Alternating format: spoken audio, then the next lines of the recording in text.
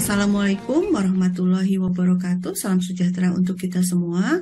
Kali ini saya akan membahas pro kontra rencana kedatangan timnas Israel ke Indonesia. Pembahasan ini sangat mengandalkan akal sehat dan parameter utamanya adalah hukum internasional dan Undang-Undang Dasar 1945. Tujuannya agar kita paham apa yang sebenarnya terjadi dan tidak terjebak dalam debat kusir.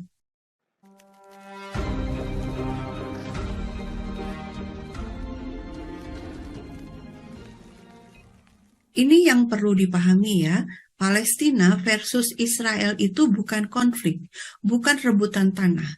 Konflik itu perseteruan antara dua pihak yang setara. Misalnya Rusia versus Ukraina. Nah, itu konflik. Kita bisa menyebut konflik Rusia versus Ukraina. Yang terjadi di Palestina adalah penjajahan. Tentu memang dalam penjajahan ada urusan tanahnya. Misalnya dulu penjajah Belanda ketika menjajah Indonesia, kan artinya Belanda mengontrol tanah-tanah di Indonesia, menguasai tanah-tanah di Indonesia.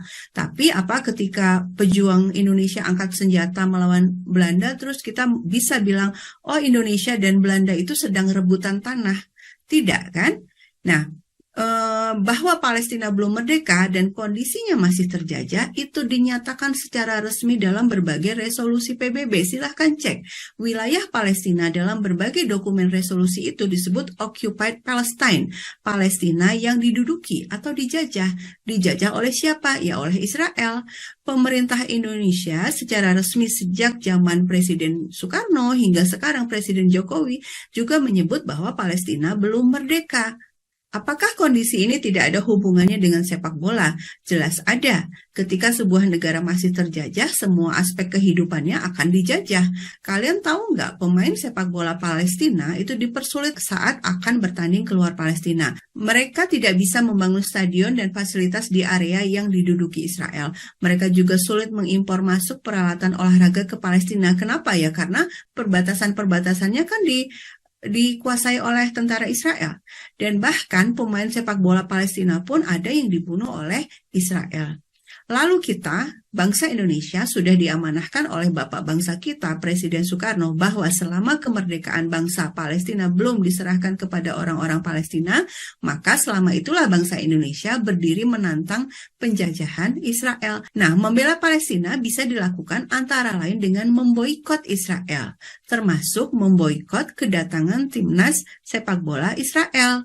Ya, kenapa? Karena ketika rezim Zionis diboikot oleh sangat banyak negara, itu targetnya atau tujuan akhirnya rezim Zionis ini akan tumbang.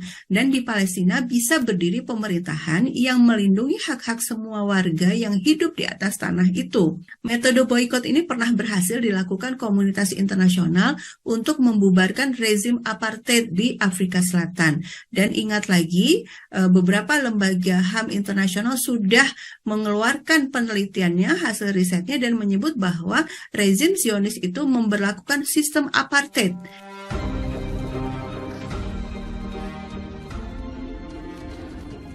Ya pastilah sikap politik akan berubah ya. Kalau timnas Israel betul-betul datang ke Indonesia, dilayani, keamanannya dijaga, kemudian bendera dikibarkan, itu semua kan bagian dari politik gitu. Sangat aneh ketika mengatakan, oh sikap politik tidak akan berubah meskipun orang Israel datang. Loh, orang Israel datang, timnas Israel datang, itu sudah keputusan politik. Apanya yang tidak berubah? Menerima timnas Israel itu permulaan ya.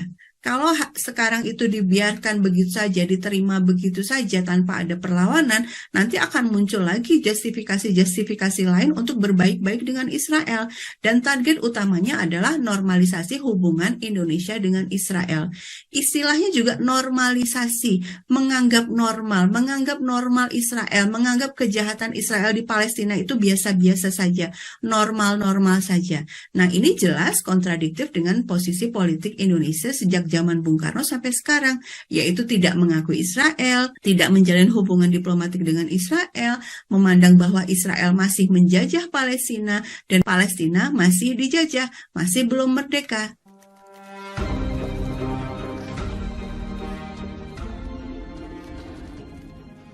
Untung ruginya itu dilihat dari mana? Iya, itu pertanyaan pentingnya. Kita selama ini membela Palestina kan secara politik dan diplomatik. Ada alternatif lain membantu Palestina, yaitu dengan membantu perjuangan bersenjata. Tapi itu kan tidak dilakukan oleh Indonesia. Selama ini yang dilakukan Indonesia atau andalan kita dalam membantu Palestina adalah dari aspek politik dan diplomasi. Dukungan politik dan diplomasi untuk Palestina dengan cara mengucilkan Israel, dengan cara tidak mau berbaik-baik dengan Israel, tidak mau menormalisasi hubungan dengan Israel, itu sangat penting dan sangat signifikan loh nilainya gitu ya. Jangan dianggap remeh. Yang sudah kita lakukan sejak tahun 45 sampai sekarang, konsistensi kita itu sesuatu yang besar. Kenapa? Karena Indonesia bangsa yang besar. Nah, kalau Indonesia kemudian semakin melunak, semakin menjustifikasi, ya sudahlah kalau untuk sepak bola nggak apa-apa. Oh ya sudahlah, ini tuh nggak ada hubungannya dengan politik kok. Kita tetap setia kok sama Palestina, tapi biarkan saja timnas Israel bermain di tanah air Indonesia. Nah, itu artinya front yang tegas terhadap Israel, front yang benar-benar konsisten itu kan semakin sedikit. Kita juga semakin lemah kekuatan kita, kekuatan diplomatik kita adalah membela Palestina. Dan artinya apa? Ya jelas merugikan Palestina dong. Masa nggak rugi? Front perjuangan atau front negara-negara yang sangat konsisten membela Palestina sudah berkurang satu nih, mulai melunak satu lagi nih, ya jelas merugikan. Ya.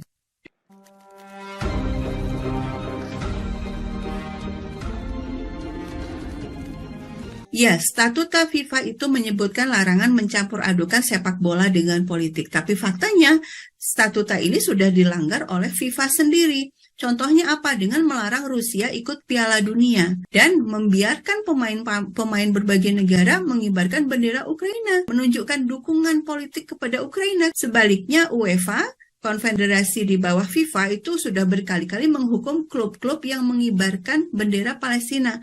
Penontonnya loh ini yang mengibarkan bendera Palestina, klubnya yang didenda gitu ya oleh UEFA.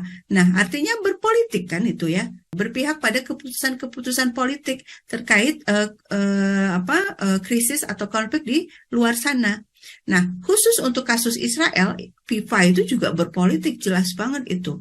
Misalnya apa ya? Misalnya yang terjadi sekarang nih, kan kabarnya kata buzzer nih ya, kata buzzer nanti kita dipecat nih dari FIFA kalau nggak mau menerima kehadiran timnas Israel. Kalau betul FIFA itu menekan dan mengancam negara yang menolak kehadiran timnas Israel, dia kan artinya berpolitik dong. Keputusan kita untuk menolak timnas Israel itu kan keputusan politik.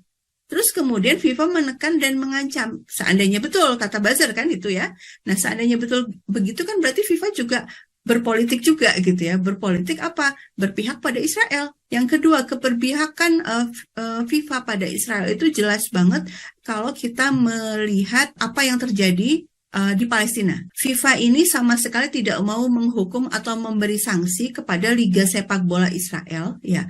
Padahal rezim Zionis itu sudah melakukan banyak kejahatan yang melanggar statuta FIFA itu sendiri. Kan FIFA menulis di statutanya bahwa FIFA melawan diskriminasi dan melarang rasisme. Tapi apa yang terjadi? FIFA tetap mengizinkan pemain dan klub Israel yang berasal dari kawasan permukiman ilegal untuk tetap bermain sepak bola.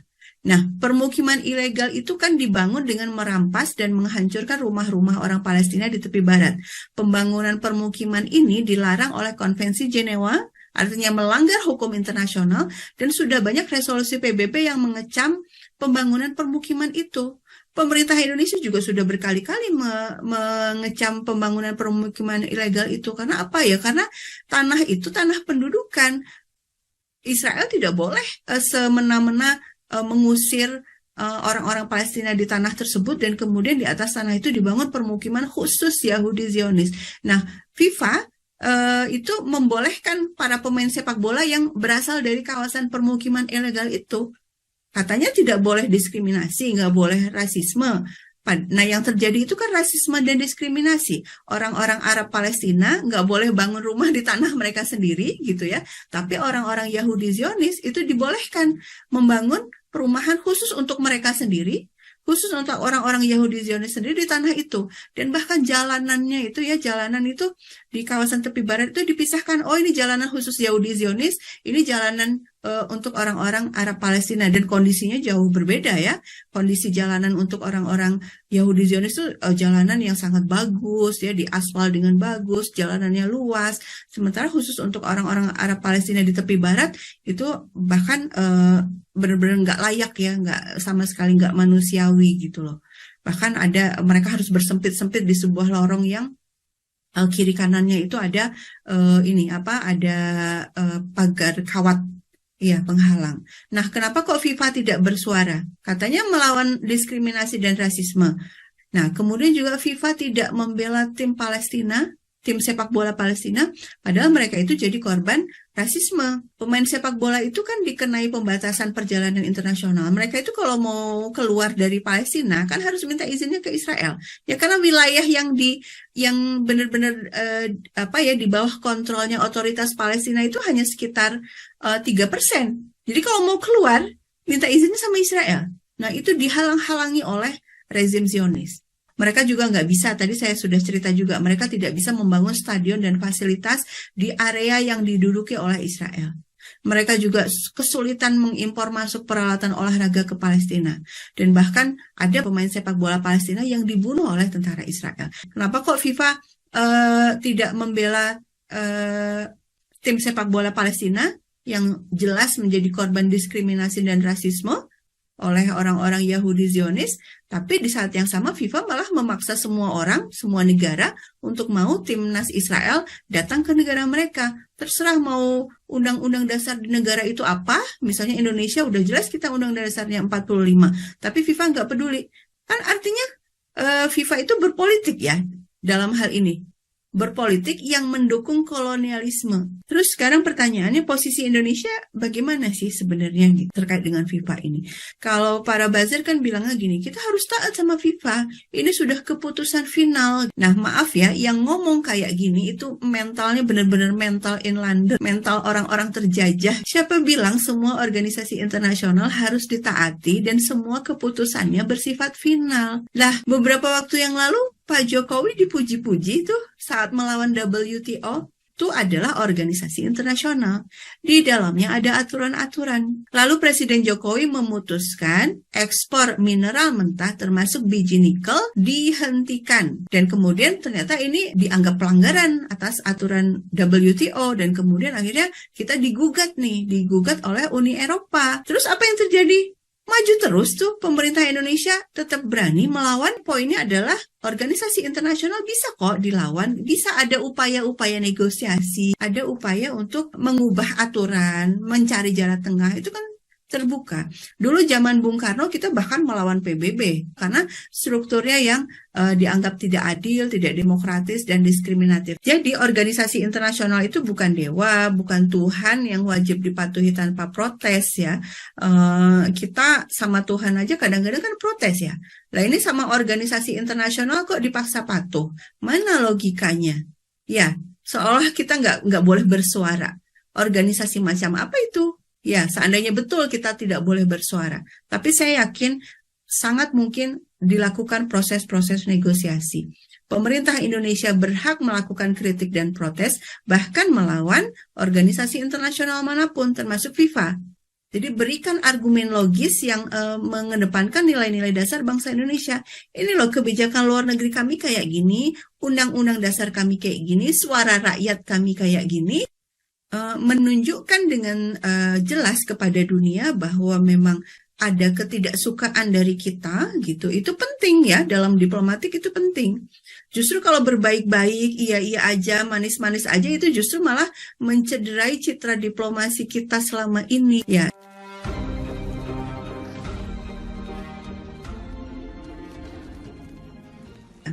Reputasi Indonesia apa sih di dunia internasional?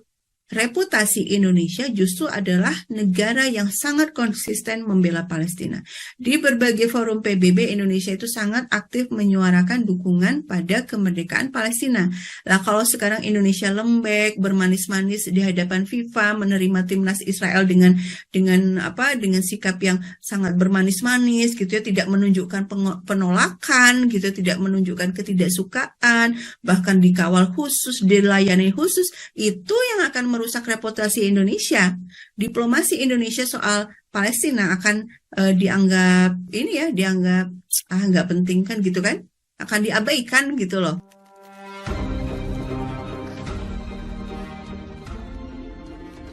Baik, dengan segala hormat untuk Pak Dubes Palestina, ya, saya terpaksa menjelaskan posisi Anda sesungguhnya kepada publik Indonesia.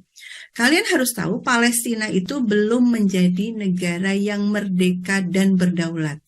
Memang PBB sudah kasih Palestina sebutan negara, State of Palestine, dan juga sudah ada posisi presiden, ya, dan juga sudah ada posisi dubes, duta besar. Tapi semua posisi itu adalah posisi simbolik. Secara de facto mereka nggak berdaulat. Mereka tuh nggak bisa ngapa-ngapain. Buktinya apa? Lah itu selama ini tentara Zionis setiap hari membunuhi orang-orang Palestina di tepi barat. Ya, sejak 2006 memblokade Gaza. Apa otoritas Palestina bisa berbuat sesuatu? Kan enggak. Ya kan? Tentara Zionis itu berkali-kali menyerbu Masjidil Aqsa. Yang terakhir kemarin. Ya, itu menyerbu masuk ke Masjidil Aqsa. Memangnya otoritas Palestina bisa menghalangi? Nggak bisa. Karena apa ya? Karena mereka memang otoritas Palestina ini belum menjadi pemerintahan normal seperti di negara-negara yang merdeka dan berdaulat. Jadi kondisi mereka itu ya memang masih terjajah gitu ya, masih terbelenggu tangannya. Makanya pemerintah Palestina itu disebutnya otoritas Palestina. Mereka itu cuma punya otoritas atas sebagian kecil wilayah di tepi barat, yaitu sekitar 3% saja, dan di Gaza, berdasarkan perjanjian Oslo. Nah, Gaza pun sekarang udah lepas dari kontrol otoritas Palestina, karena diblokade penuh kan oleh tentara Israel. Warga Palestina dipenjara di sana ya, dilarang keluar masuk Gaza. Emang ada yang bisa dilakukan oleh otoritas Palestina? Kan nggak ada. Nah, kemudian pembiayaan otoritas Palestina itu dari mana? Dari sumbangan negara-negara lain, termasuk Amerika Serikat dan Uni Eropa. Bahkan Uni Eropa yang paling besar kasih sumbangan. Jadi kita bisa memahami bahwa posisi Pak Dubes Palestina ini memang sangat inferior gitu ya. Jangankan Pak Dubes ya, Presiden Otoritas Palestina saja, Mahmud Abbas, kan iya saja kan ketika diajak negosiasi berkali-kali. Ya kan, padahal sudah berkali-kali dikhianati oleh Israel, tapi pas ayo negosiasi lagi, mau aja. Rakyat Palestina seperti apa pendapatnya? Mayoritasnya bagaimana? Apakah pro pada otoritas Palestina ini? Yang jelas di tepi barat itu sangat sering ada aksi demo besar-besaran warga Palestina mengecam otoritas Palestina. Jadi kita orang Indonesia nih mestinya ya balik ke nilai-nilai bangsa kita yang tercantum dalam Undang-Undang Dasar 1945. Jangan menjadikan nilai-nilai individu dari negara lain, dari entitas lain sebagai parameter buat kita untuk bertindak. Kan kita orang Indonesia. Kan ada tuh yang bilang gini, buzzer-buzzer juga nih, Arab aja mau menormalisasi hubungan dengan Israel, masa Indonesia tidak? Lah, padahal sebelumnya nih para buzzer yang sama sering sentimen tuh sama yang Arab-Arab. Oh, jangan niru-niru budaya Arab. Gunakan saja budaya Indonesia. Nah, kenapa kok untuk urusan Israel kita disuruh meniru Arab? Kan berarti nggak konsisten ya ini para buzzer.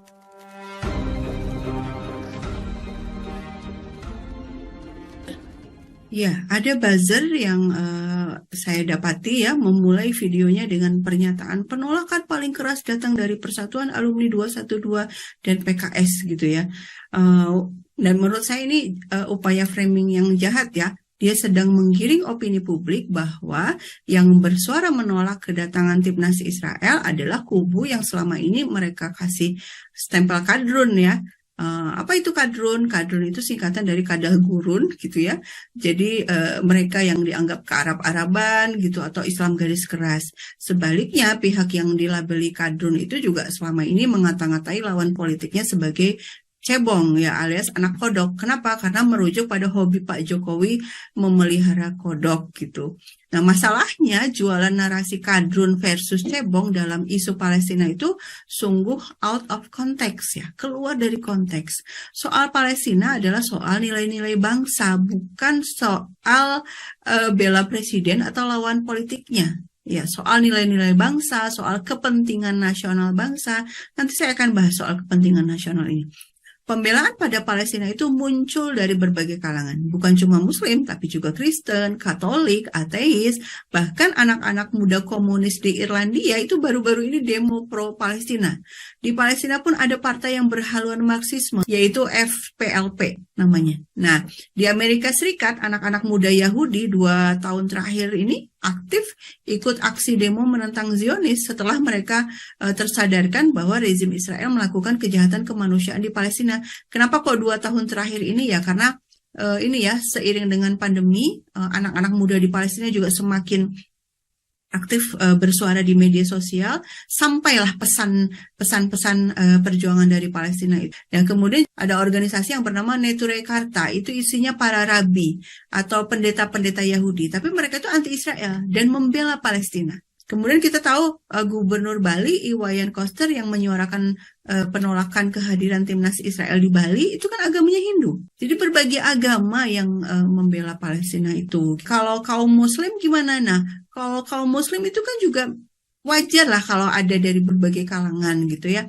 Ada yang mungkin garis keras, ada yang moderat, mazhabnya juga beda-beda gitu kan. Misalnya kalau secara internasional gitu, misalnya Iran itu kan membela Palestina. Mazhabnya apa? Mazhabnya Syiah.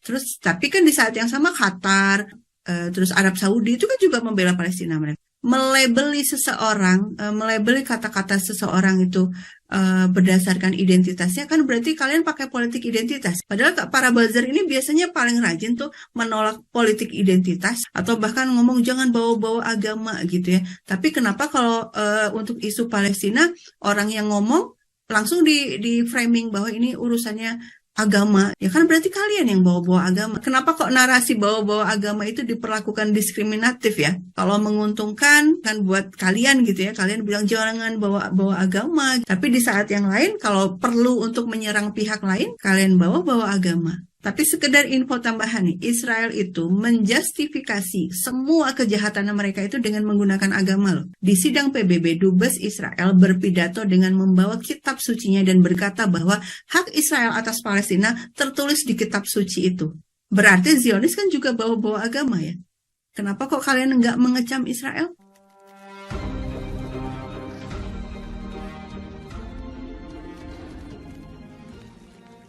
Kepentingan nasional itu kan ada yang tangible, yang bisa ada barangnya gitu ya, misalnya keuntungan ekonomi, militer, dan lain-lain. Tapi juga ada kan kepentingan nasional yang intangible, yang yaitu memang seolah abstrak. Apa itu terwujudnya?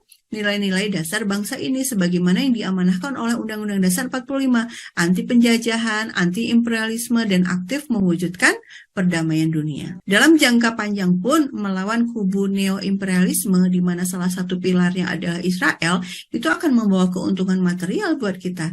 Misalnya penguasaan kembali atas sumber daya alam di Indonesia dan kemandirian bangsa.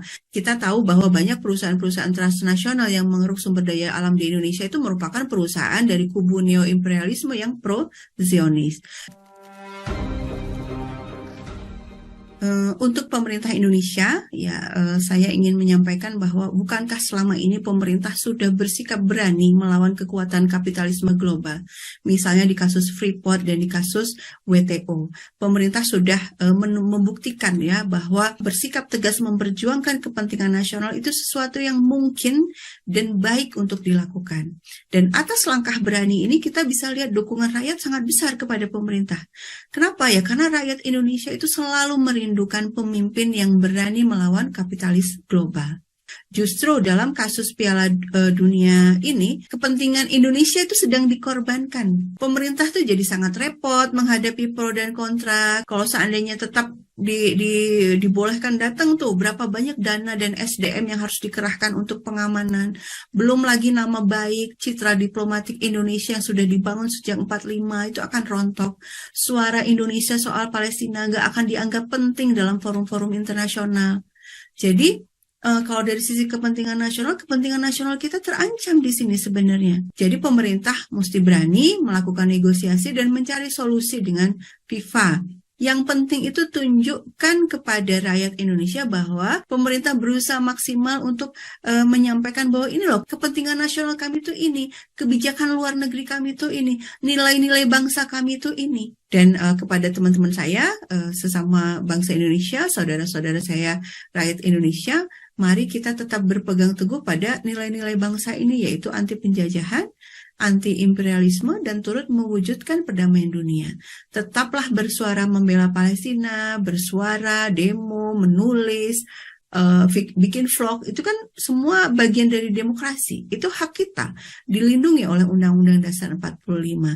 Tapi ya perlu dicatat, kita harus melakukannya dengan baik, menghindari anarkisme dan kekerasan. Dan ini yang paling penting, jangan mau ditunggangi oleh pihak-pihak yang mau bikin rusuh di negeri ini, yang mau memanfaatkan isu ini untuk kepentingan politik mereka. Demikian saja, mudah-mudahan ada manfaatnya. Assalamualaikum warahmatullahi wabarakatuh. Salam sejahtera untuk kita semua.